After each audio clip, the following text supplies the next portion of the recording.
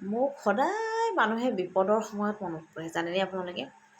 এই আমাৰ দলালখুৰিৰ মানুহগৰাকী মাছ বুলি ক'লে পাগল। এতিয়াতো মাছৰ উজান উঠিছে, গতিকে তেওঁ দিন ৰাত মাছ বিচাৰি ফুৰি আছে। মাছ খাই খাই তেওঁ পেট চলি অৱস্থা বেয়া।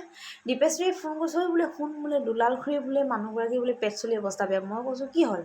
এই বোলে উজানত বোলে মাছ বিচাৰি বোলে অৱস্থা বেয়া। মই বোলো মৰিবলৈ দে, মাছ এতিয়া উজান উঠিছে, কি দৰকাৰ পৰিছে ইমান মাছ বিচাৰি ফুৰিবলৈ? বোলো মাছৰ উজান উঠিছে, ইমান বিচাৰি ফুৰিবলৈ কি দৰকাৰ পৰিছে? বোলো মাছৰ অকণমান সময় দিব লাগে, সেই সময়ত মাছ ধৰিব লাগে নে নেলাগে সেই কথাটো জানে নে নেজানে সেই বুলি কৈছোঁ।